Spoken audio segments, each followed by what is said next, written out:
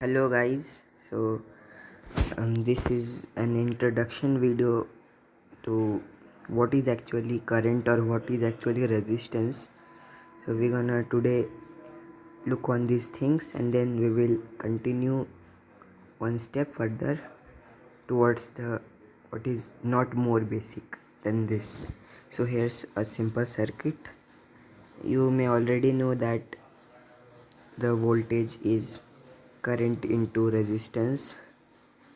So this is a simple circuit and the source voltage provided by the cell is 12 volts. Now there's a 2 ohm resistor across the circuit which will provide the resistance to the charges flowing. So now the current will be voltage divided by resistance, which is 6 amps. Don't worry about if you don't know what is this. It is just an example for the basic intuition. We will look into this further.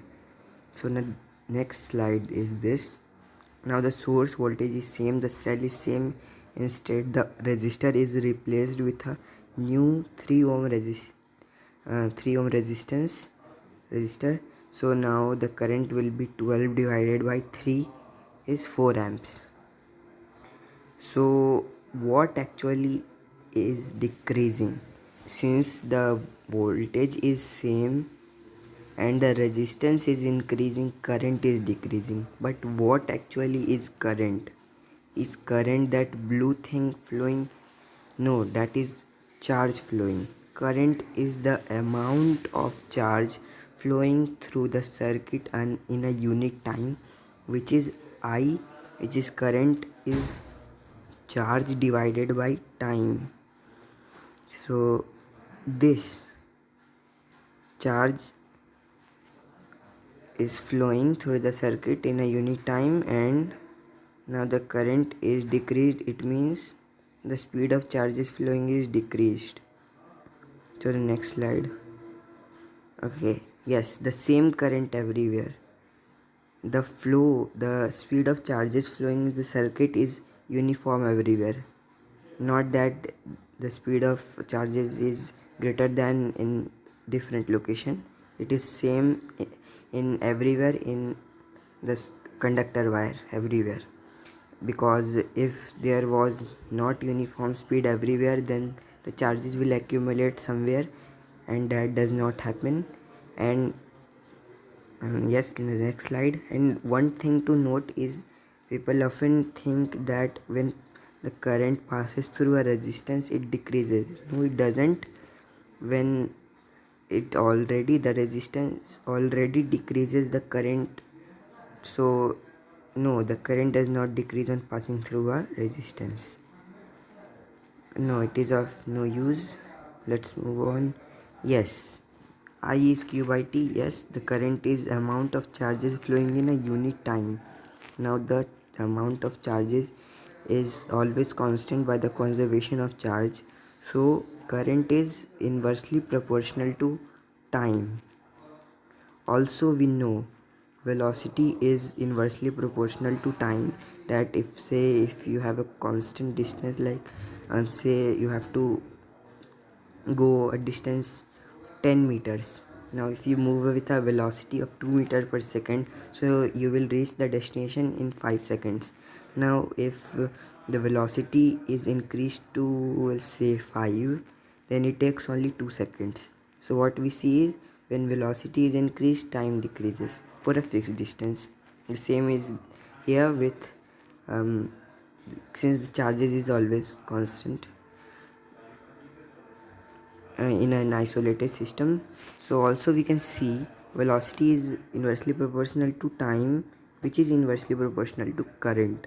So what we see is the current is inversely proportional to speed of what? Speed of charges. Okay, so I have a question for you.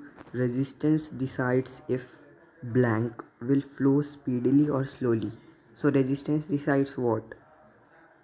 Is it current? No, the current is already the amount of the amount of charge flowing through in a unit time. So no, it is not current, it is the charges. Don't confuse yourself with charges and current. I have seen a common misconception among people. They think the current is the charge. No, it is not. So to think of it like more intuitively, think of a river current. In a river current is the speed of water flowing. We already have, maybe there's a chapter in a book, in a maths book, where you have to calculate the speed of boat against a stream, against a current. So what is current? The current is speed of water. Similarly, in a circuit, the electric current is speed of charge, which I am already telling you. Next slide is this. This is a Wandy graph. It does what? It uses the concept of triboelectric effect. I will explain it in um, further videos.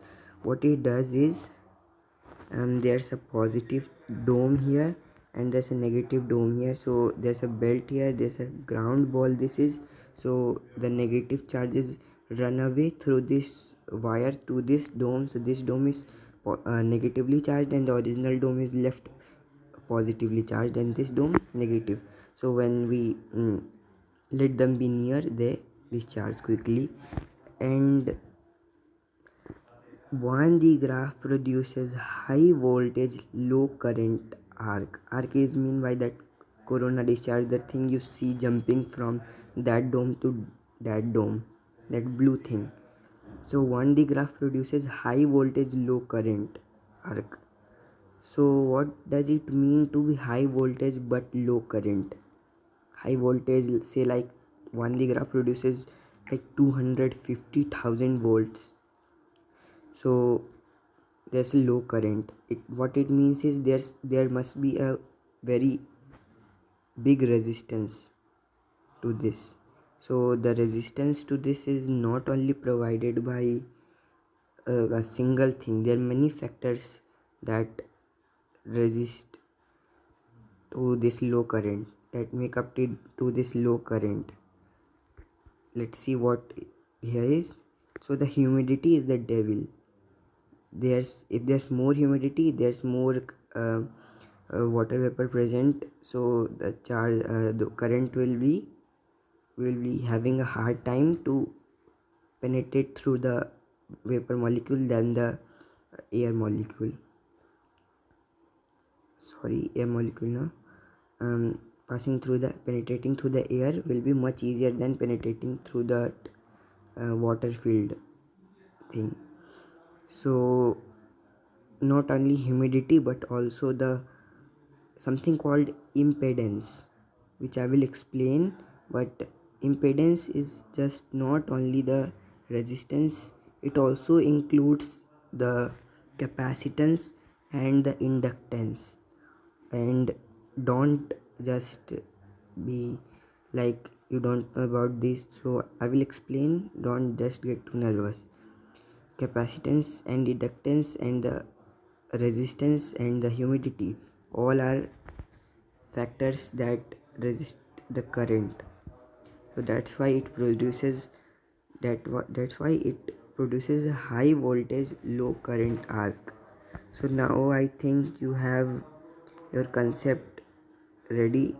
You know what is, how voltage is, how resistance, what resistance does to the current. I think you know now. So let's stop this video. It's going too long and I don't want to waste your time. So bye.